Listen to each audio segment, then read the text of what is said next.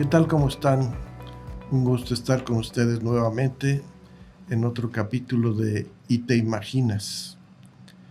Yo soy Luis de la Vega, soy de Guidance Research y el día de hoy vamos a tocar un tema de muchísimo interés para todos y trascendental para el país que se llama el sector de ahorro y crédito popular. Tengo el gusto de estar acompañado el día de hoy con don Luis Bartolini Esparza. Luis, tocayo, bienvenido, días. ¿Cómo estás? Bien, gracias. Ahora sí, de Luises a Luises vamos a estar platicando el día de hoy, ¿no? Les platico un poquito sobre Luis. Tiene un currículum así como de muchísimas páginas. Traté de hacer un resumen muy breve y vamos a empezar porque es licenciado en Derecho por la Universidad La Salle. Tiene también maestría en Derecho en la Escuela de Graduados en Gobierno y Políticas Públicas del Instituto Tecnológico de Estudios Superiores de Monterrey, ¿no? del TEC. Ha dedicado mucho tiempo al estudio, o sea, es un verdadero nerd. Ha tenido diferentes diplomados. Quiero solo destacar dos. El primero, diplomado en finanzas también, aunque es abogado, también tiene un diplomado en finanzas. Y no solo en México, sino también en Estados Unidos ha tenido varios estudios, destacando el Management Program for Lawyers de la Universidad de Yale en el programa de ejecutivos, ¿no?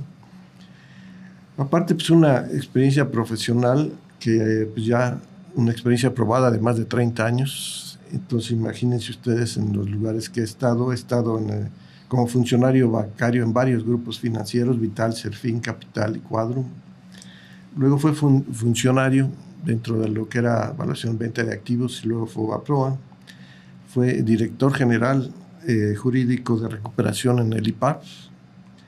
Luego fue socio de la firma Bartolini, Ramírez y Rodríguez, director ejecutivo de bienes muebles en el Servicio de Administración y Enajenación de Bienes, secretario del Consejo de Profesionalización de la DG del Servicio de Carrera en la PGR. Fue titular del órgano interno de control nacional financiera, entonces como autoridad lo respetamos. Auditor interno de Pemex y de empresas subsidiarias, productivas subsidiarias. Fue coordinador de vinculación con el H Congreso de la Unión en el Seguro Social, en el IMSS. Fue director general de autorizaciones especializadas y FinTech en la Comisión Nacional Bancaria y de Valores. Y actualmente el puesto muy importante que tiene es consultor en Derecho Financiero y socio de Bartolini Consultoría Sociedad Civil, ¿no? Escribe mucho, le gusta mucho escribir, entonces tiene publicaciones en revistas como Fortuna, El Mundo del Abogado, La Barra, Siempre Unidos, Tu Guía, y tiene varios artículos, regularmente escribe artículos en El Periódico, en El Comunista, El Financiero, El Semanario, en Ava Journal.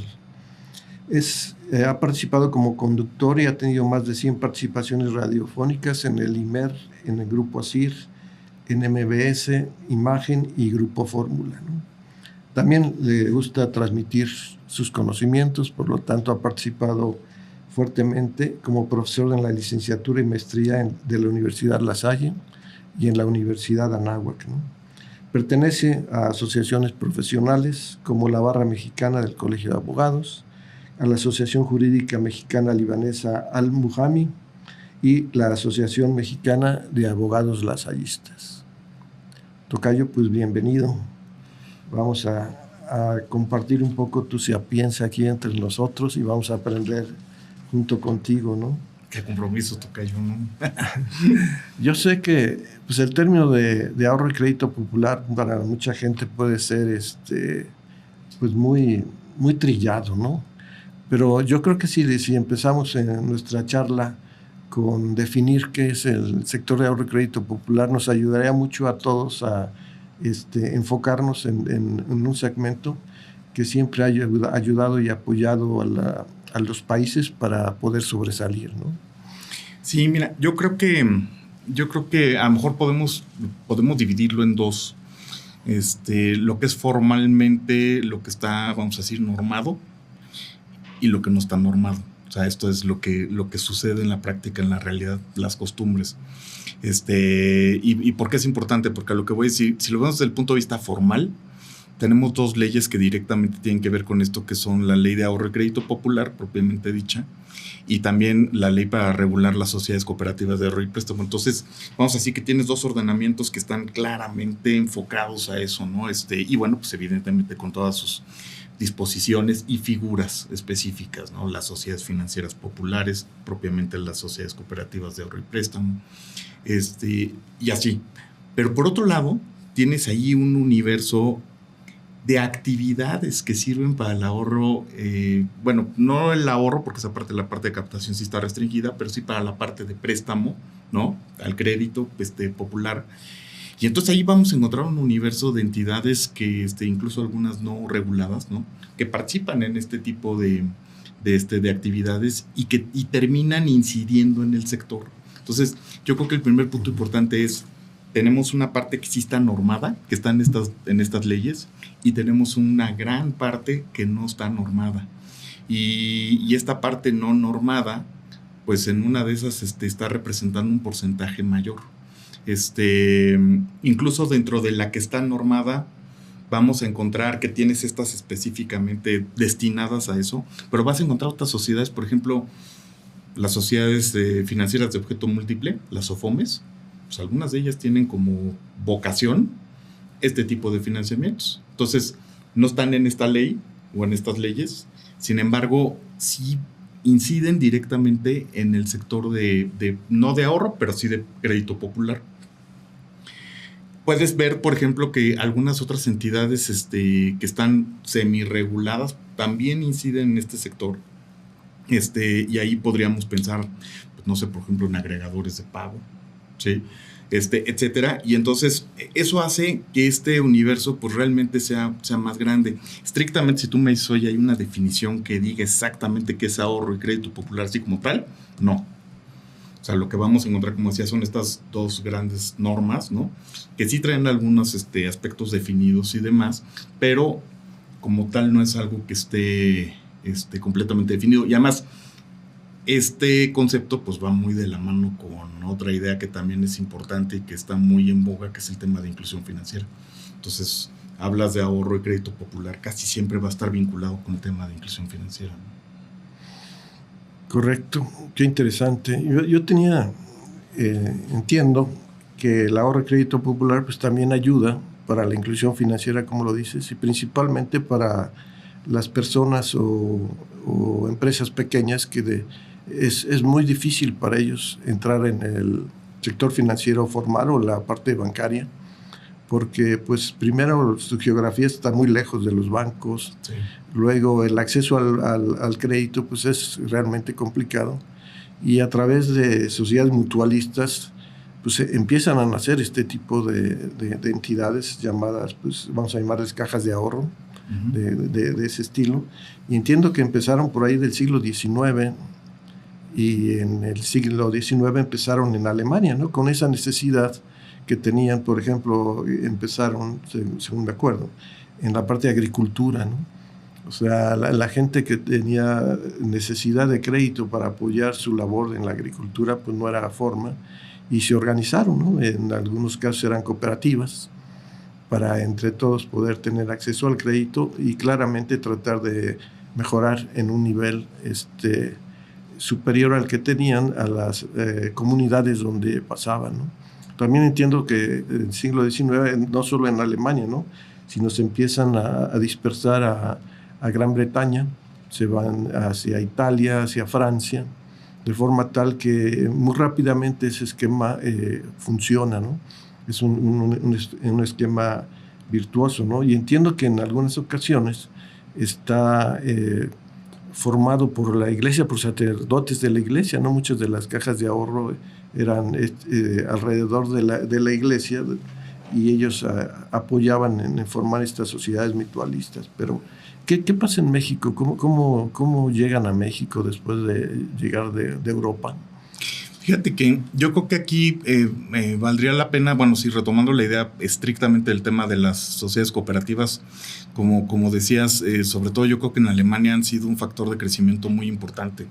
En alguna nota que estaba leyendo, ¿no? Creo que el porcentaje que tienen de participación en el sector de financiamiento en Alemania pues es alrededor del 30%, lo cual es bastante relevante, porque pues implica que dentro de todas estas entidades que puedan participar por allá, pues bueno, pues traen un buen juego, vamos a decir, ¿no? Ahora, aquí, fíjate, yo quisiera poner una idea, es partiendo de la base de que el tema del ahorro y el crédito popular, pues al final del día es por un lado una necesidad y por otro lado es una práctica, es una actividad que se viene realizando pues desde hace muchos años, independientemente que hubiera ley o no. ¿Sí me explicó? Entonces ahí es cuando el derecho recoge, vamos a decir, usos, costumbres y demás y los norma, ¿no? Pero ¿por qué lo comento? Hay un libro que no sé si recuerdas, que es un libro que se publicó por ahí de 1995 y que publica Catherine Mansell Carstens, que se llamaba Las finanzas populares en México, el redescubrimiento de un sistema olvidado, porque ese es el nombre del título. Muy, muy interesante, a mí me gustó mucho desde que lo leí en su momento, porque lo que hace es retomar todos los esquemas que hay de finanzas populares. Entonces, ¿qué es lo que vemos ahí? O sea, lo que ves es que al final del día tienes una serie de prácticas y costumbres que existen, que preexisten y que después a través de las normas y del derecho y todas estas cuestiones formales se retoman y se regulan, ¿no? Pero ahí ves, por ejemplo, el tema de las tandas. O sea, ves el tema de estos esquemas cooperativistas y demás. Ves bueno, una serie de figuras, pero la parte interesante es que estas figuras al final del día son figuras que se vienen implementando por la sociedad. ¿Sí me explicó? La idea de la sociedad cooperativa o las cajas, como señalas, tiene aspectos que son muy importantes, porque a lo que voy es una mezcla curiosa, porque a diferencia, vamos a pensar de un banco. O sea, el banco es una entidad financiera, pero es una empresa mercantil, totalmente. ¿Se me explicó? Y en el caso de estas sociedades cooperativas, estamos hablando de entidades que son, pues vamos a decir, híbridas, mixtas, ¿no? Sin fines de lucro. Porque lo que van a hacer es que tienen una adición bien importante, que es esta vocación social. Y entonces en esta adición va a haber ingredientes, si lo vemos así como receta, ingredientes que son totalmente ajenos, vamos a decir, a lo que son las entidades financieras formales, normales, tradicionales. ¿Por qué? Porque entonces va a haber elementos comunitarios, y estos elementos comunitarios son socioculturales, por ejemplo, geográficos, por ejemplo, en términos de actividad económica. O sea, la mayoría de este tipo de sociedades se crean alrededor de un gremio o de una actividad o de una región. Entonces, el elemento comunitario es muy importante, porque ese elemento comunitario va a servir para darle cohesión a la figura y para darle solidez a la figura. Si nosotros vemos actualmente, por ejemplo, ahorita ubico dos cajas que creo que son las más potentes, las más grandes, una que se llama Caja Popular Mexicana y otra que se llama la Caja de los Telefonistas, por ejemplo. Caja Popular Mexicana es tan grande en términos de activos, de número pues son socios, los clientes son socios, pero son socios cooperativistas, ¿no? Pero en todos esos datos, vamos a decir, son tan grandes que son más grandes que la mitad de los bancos en México. O sea, entonces resulta que tienes una figura que es esta sociedad cooperativa, esta caja, que si la pusieras en la lista de los bancos, desplazarían a la mitad de los bancos para abajo, porque se insertarían ahí. Es el tamaño que tienen algunas de estas cajas. Y hay otras figuras como las sociedades financieras populares, las SOFIPOS, que también no cantan mal las rancheras. Hay SOFIPOS bastante potentes, ¿no? Como Libertad o algunas otras, ¿no? CAME, etcétera, que también, si las insertas en la lista de bancos, desplazan hacia abajo. Entonces, tienen vamos a decir, un papel importante, pero aquí la cuestión es que al final del día, la parte normativa, pues vamos a decir que la empezamos a ver ya de manera más sistemática, pues a partir del año 2001, ¿no? Con la ley de ahorro y crédito popular, y después con la ley para regular las sociedades cooperativas de ahorro y préstamo, que es de 2009. O sea, a partir de ese momento es cuando tenemos esa parte ya muy formal, enfocada. pero la parte práctica pues viene desde antes. O sea, muchas de estas figuras probablemente pues sí vienen desde inicios del siglo XX, ¿no? Oye, y platícanos un poquito más, porque como sabes, la idea de estos podcasts y lo mismo para ti, y te imaginas es cómo le sirven a México, pero entiendan, platícanos, ¿por qué la necesidad de acercar los servicios financieros a la población marginada, ¿no? ¿Cuál es el beneficio para México de acercar estos servicios financieros a la gente pobre, ¿no? Pues fíjate que está demostrado, ¿no? Yo creo que es un tema, vamos, de consenso, que uno de los factores, no es único ni exclusivo, pero uno de los factores de desarrollo de un país, de una sociedad, tiene que ver precisamente con el acceso a los servicios financieros, ¿no? Con la parte de inclusión financiera, incluso considera hasta como un derecho humano también el derecho al crédito. Entonces, eso se ha podido demostrar. O sea, los países en la medida en que tienen un mayor nivel de inclusión financiera y que efectivamente la mayor parte de la población tiene acceso a los servicios financieros, particularmente el tema de crédito, por ejemplo, coincide con países que tienen mejores condiciones de vida en general. Entonces, sí se entiende que es un factor importante para el desarrollo. Entonces, creo que la pregunta es muy buena porque a lo mejor alguien podría pensar que el tema de servicios financieros es algo como fatuo, como superficial, y no. O sea, realmente es un elemento de desarrollo de la persona, ¿no? De las sociedades. Entonces, yo creo que tal vez ese sería como la principal razón del por qué hacerlo. O sea, evidentemente las poblaciones vulnerables, ¿no? Sobre todo aquellas que están en situaciones pues, geográficas distantes, alejadas, con problemas de accesos, ¿no? Con problemas de pues no sé, de infraestructura. Y al decir infraestructura me refiero a todo, desde luz, agua, y ahí es donde empezamos a complicarnos, porque probablemente si no tienes luz y si no tienes vías de acceso y demás, a lo mejor no vas a tener un sistema de telefonía generalizado, vamos a decir, abierto, público, y no vas a tener acceso a internet.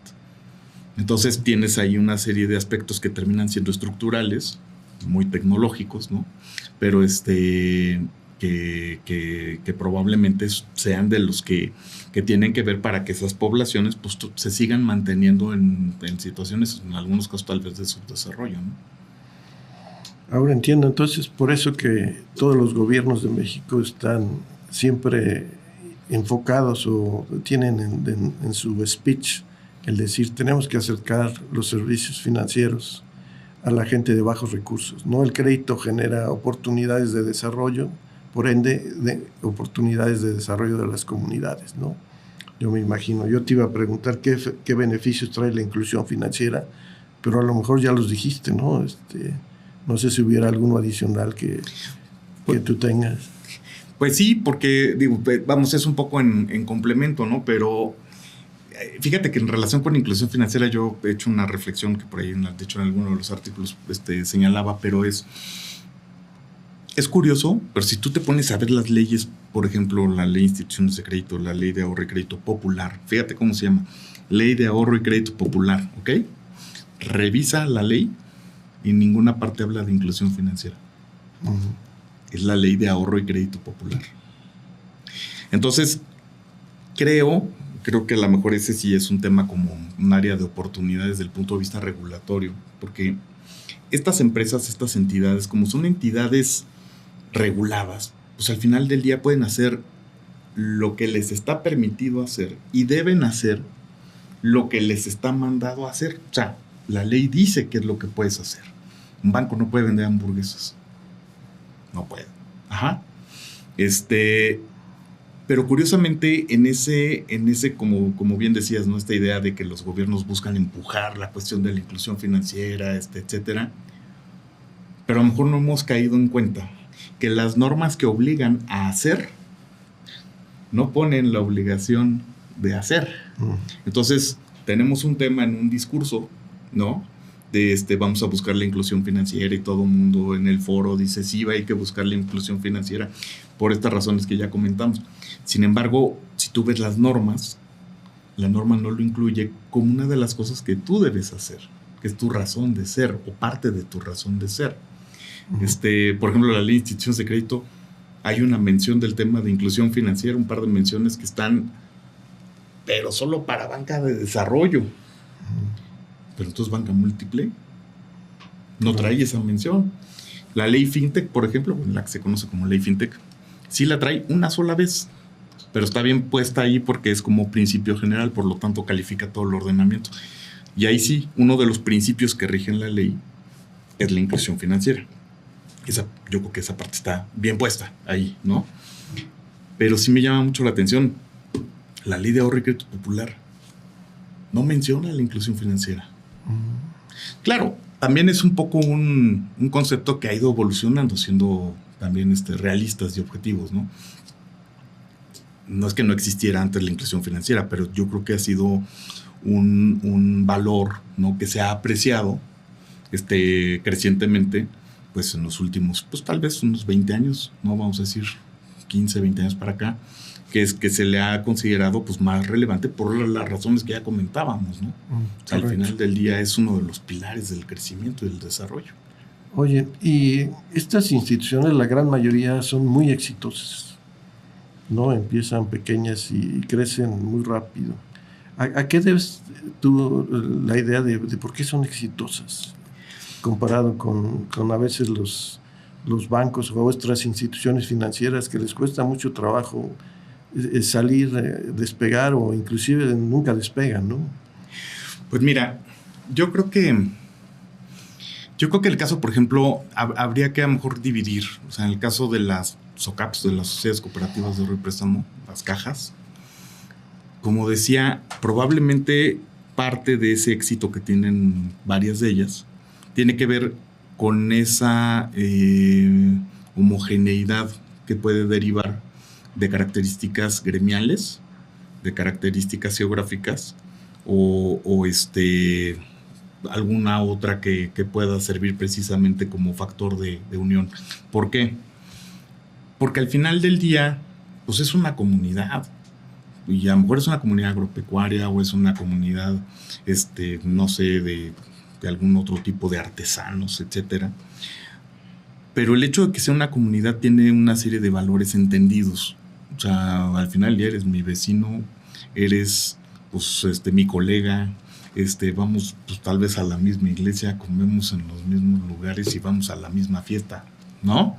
Y entonces si no pago, pues igual no es buena idea, ¿no? Porque te voy a tener que estar viendo el domingo en la iglesia. Son las ventajas del crédito grupal, ¿no? Que exactamente. Todos deben al mismo tiempo, aunque cada quien tiene su préstamo, ¿no? Y eso yo creo que sí puede ser uno de los factores. O sea, al final del día, la diferencia, bueno, es un rollo ahí la diferencia sociológica entre sociedad y asociación o comunidad alemana de Gemeinschaft, un Gesellschaft, que es esta división, y la fuerza está en la asociación o en la comunidad, por estos elementos precisamente que son esenciales. Creo que puede ser parte de la respuesta. O sea, al final del día, pues algunos a lo mejor traen hasta aspectos pues ancestrales, ¿no? O sea, y en el sentido más realista y mejor. Pues vamos a pensar que el papá, el abuelo, el bisabuelo, pues se dedicaban a la misma actividad en el mismo poblado. Entonces, y el tuyo también, y el de él también. Y entonces, eso hace que haya una cohesión y un compromiso. O sea, en muchas de estas poblaciones, por ejemplo, pues estas personas le llaman banco a estas entidades, porque es como su banco, pues, ¿no? Independientemente que formalmente no sea una figura bancaria, etcétera. Su banco. Es donde pueden guardar dinero y es donde les prestan dinero. Claro. ¿No? Claro. Y ahí yo siempre me he dedicado a la tecnología, como sabes, ¿no? Es un caldo de cultivo, ¿no? Un lugar donde seguramente la tecnología pues apoya muchísimo, ¿no? Yo he visto que estas cajas de ahorro crecen muy rápido, entonces la necesidad de mecanizar primero y después automatizar pues es muy importante para llevar un buen control, ¿no? Ese control necesario para los créditos grupales, para ver quién sí pagó, quién no pagó, que tengo entendido el nivel de la gente que no paga es realmente muy bajo, lo cual lo hace muy exitoso a las cajas. Y también la necesidad de una transparencia, ¿no? Porque los directivos, muchos de ellos son escogidos o votados para que sean directivos, pues requieren de la tecnología para que puedan mostrar claramente los números de lo que está sucediendo y lo que no está sucediendo. Y ante el boom, pues yo creo que la tecnología, los sistemas para las cajas de ahorro son tremendos, ¿no? Y ahora que tocaste un tema muy importante, ¿no? Y ya el acceso a Internet, si bien hay todavía lugares que no existen, a los que no llegan, perdón, esos lugares ya son cada vez menos, ¿no? El acceso a los teléfonos inteligentes es cada vez más. Yo creo que sí pudiera ayudar bastante, ¿no?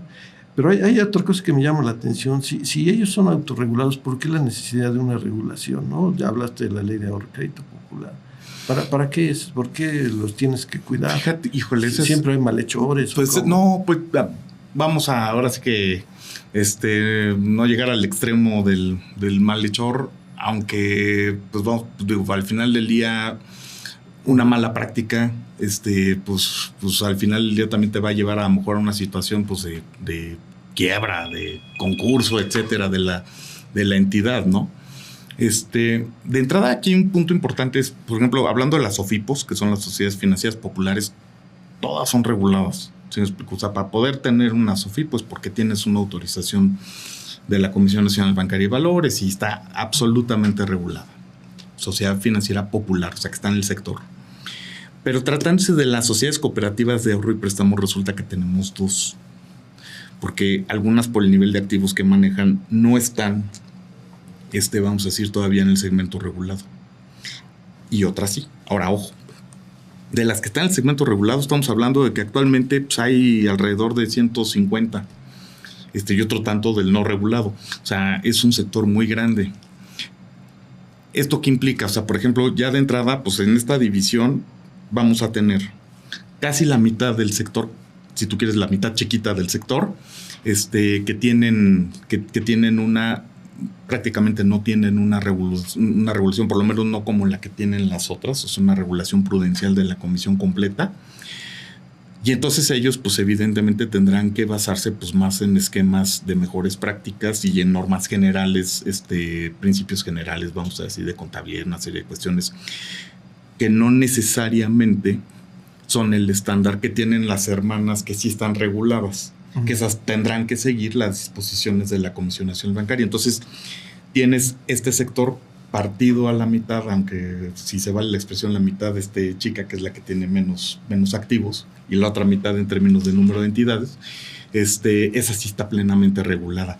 Y el punto es, estas empresas, o sea, por ejemplo, las cooperativas o las SOFIPOS, o los bancos, obviamente, tienen una característica muy importante. Toman tu dinero y lo prestan. Entonces, allá hay una obligación fundamental, esencial, que es cuidar y administrar eficientemente, responsablemente el dinero que tú me estás confiando. O sea, tú estás confiando ese recurso. Yo te lo doy para que tú me lo cuides.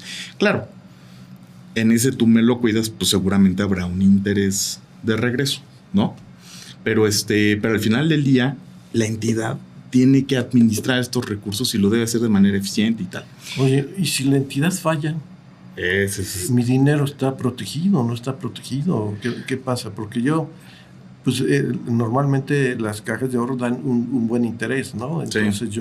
Es interesante lo poco que tenga de mis ahorros, pues ponerlo en una institución de este estilo. ¿Sí estoy protegido para esa parte? Ambas figuras, tanto las cajas, las sociedades cooperativas de ahorro y préstamo, como las sociedades financieras populares, tienen un esquema de protección a través de unos que se llaman fondos de protección. Finalmente son fideicomisos, ¿no? Fideicomisos que se nutren de las aportaciones que hacen las SOFIPOS o que hacen las mismas sociedades cooperativas. Un poco similar al esquema que tienen los bancos con el IPAP. La diferencia es que en el caso del IPAP pues es un organismo descentralizado, tiene diferencias estructurales ahí importantes, ¿no? Y económicamente también. ¿Por qué? Porque, por ejemplo, el IPAP, que es el esquema de garantía para los depósitos bancarios, te responde por 400,000 UDIs por persona, por institución, que más o menos ahorita estamos hablando de 2,700,000, 2,800,000 prácticamente, ¿no? Eso es lo que te cubre el IPAP, esas 400,000 UDIs. Y si hablamos de las sociedades cooperativas y de las SOFIPOS, lo que cubren los fondos de protección son 25,000 UDIs. O sea, a ver, 25,000 contra 400,000, que 25,000. Pero 25,000 es mucho para ese sector, ¿no? ¿Cómo cuánto es de 25,000? Son 173,000 pesos, más o menos, considerando el valor de UDI actual. Entonces sí estoy protegido, o sea, sí pudiera yo entrar a... Sí, ahí va, realmente incluso en el esquema del mismo IPAB y en estos también, o sea, lo que se busca y como están calculadas, vamos a decir, los montos de garantía, es buscando proteger el 99%, por lo menos el 99% de los ahorros de las personas.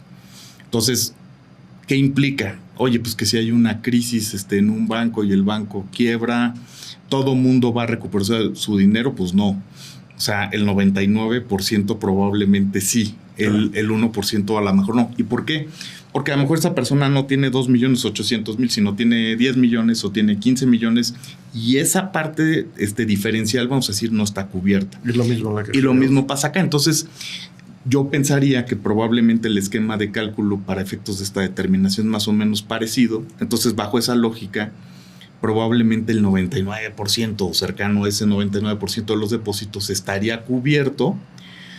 Y si alguien, por ejemplo, pues a lo mejor un señor tiene ahí 1,000,000 de pesos, pues ya se quedó a descubierto, sí. Con 800, ¿no? Pero siguen siendo seguras, ¿no? Sí, el ahorrar ahí es seguro y el tener crédito ahí, pues es beneficioso, ¿no? Sí, sobre todo porque estas, tanto las SOFIPOS como las sociedades cooperativas de ahorro y préstamo, las que están reguladas, pues tienen el esquema de supervisión.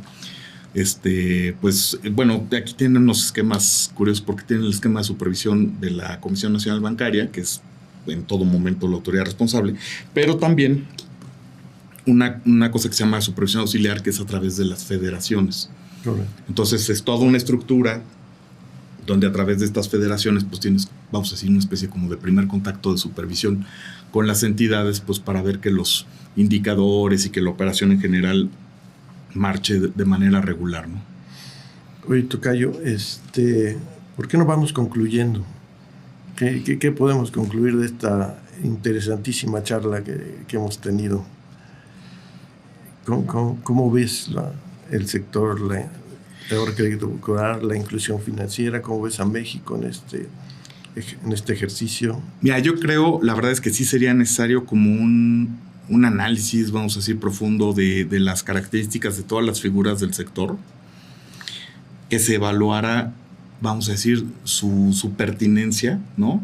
Y en su caso ver cómo se pueden fortalecer o a lo mejor en algunos casos, pues a lo mejor conjuntar. O sea, ahorita es como si vas a un restaurante y tienes un menú muy grandote con una serie de platillos y a lo mejor la pregunta es decir, oye, ¿qué diferencia hay entre las enchiladas verdes y las enchiladas suizas? Es una duda que tengo, tocayo, no sé.